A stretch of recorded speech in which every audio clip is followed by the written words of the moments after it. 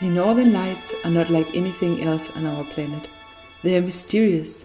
They go beyond the human imagination to the degree that you instantly resort to expressions like supernatural, divine, miraculous. These are the words of an artist, written in 1936, remembering and describing his first encounter with the Northern Lights in Iceland in 1899. Back then, reasonable debate existed among scientists about whether and how the Northern Lights were connected to other meteorological phenomena such as fog, clouds and lightning, and if so, how the Northern Lights could uncover understandings of the atmospheric puzzle. The cultural history of the auroras, as they are also called, is a history of superstitious tales about spirits of unborn children, merry dancers and other forces, passed along by word of mouth. In the 1800s, however, comprehensive scientific theories were developing in the academies of science. By the end of the century, this had triggered a competitive attitude between men subscribing to different theories. Among those was Adam Poulsen, the director of Meteorological Institute in Copenhagen, who dreamt of publishing the ultimate book on the auroras, and with this perfect goal he planned the first Danish Northern Light expedition, a one-year expedition to Greenland. However, shortly before departure in 1899, the destination was changed to Akureyri on the northern coast of Iceland.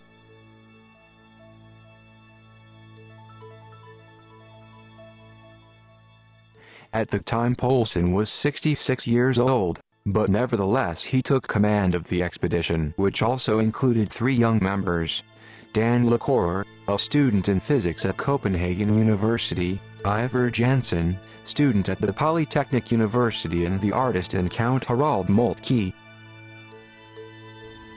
Although I had never seen an aurora, I was convinced that I could teach myself to paint these heavenly phenomena, since I was profoundly interested in clouds and light effects in the sky, the night sky in particular.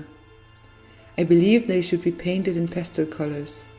However, having seen the first aurora, I realized that it had to be the oil paints that best would reproduce these fantastic phenomena. But only little by little did I learn to reproduce these hovering, dancing revelations. Only little by little did I realize that in all their arbitrariness there were still laws to be obeyed even by these wild, intemperate phenomena.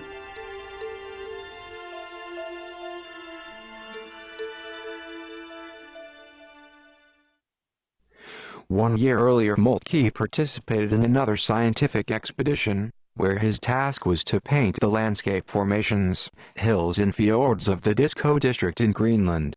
From this expedition he had learned an important lesson about scientists and paintings. At first, Stenstrup got angry. He had traveling around in Greenland for 11 years. He had held the rocks in his hands and knew that they were grey and brown, and now they were painted blue, purple, red and yellow. No, he would still have to make photos himself. But when Stenstrup had mounted the camera, had the black cloth drawn over his head, and looked at the picture on the glass plate, that he saw the same colors. Usually Stenstrup insisted on his opinions, but here he admitted his mistake. I philosophized over life. Preconceived opinions are impossible to fight. Grey is grey and brown is brown, regardless if whether the sun is shining or not. Photography was invented, but the technology was not sensitivity enough to capture the details and, particularly, not capable of capturing twilight and colors. Thus, to have an artist on board the scientific voyage or expedition was a way to support scientific registration and create documentation and illustration. However, the artist was also regarded as an emotional subject, sensitively expressing and capturing his impressions of the world and its phenomena. The first fairly successful aurora painting was of a draperie phenomenon observed on September the 1st, 1899, over the hill just behind our house. With a pencil I sketched the shape of aurora, indicated the stars through which the veil draperies were moving, and memorized carefully the color of the aurora and the sky. The next day I painted from memory, backed by the sketches and further studies of the landscape, a picture that was applauded by the scientists. But what exactly are the northern lights? These pictures taken from a satellite shows the aurora in the ionosphere, the very top of the Earth's atmosphere. Here, high-energy particles emitted by the sun hits atoms, making them glow. The light forms a ring, the auroral oval, which is due to the Earth's magnetic field, joining the particles towards the poles.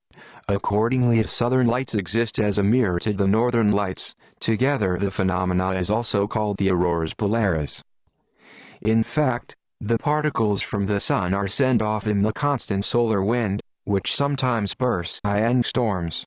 These solar storms differ in intensity, and operate in an 11-year cycle.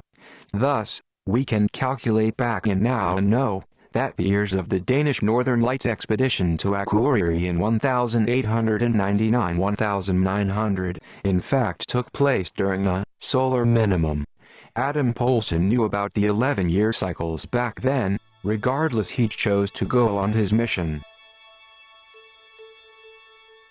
The scientific tasks were concrete: to measure lines in the aurora spectre, particularly in the invisible ultraviolet area, to measure the height of the auroras, to register magnetic disturbances, as well as to study the forms and shapes of the auroras. For this, Harald Moltke's paintings particularly are considered significant. Interestingly enough, the forms, shapes and movements of the northern lights remain a mystery, even with today's technology.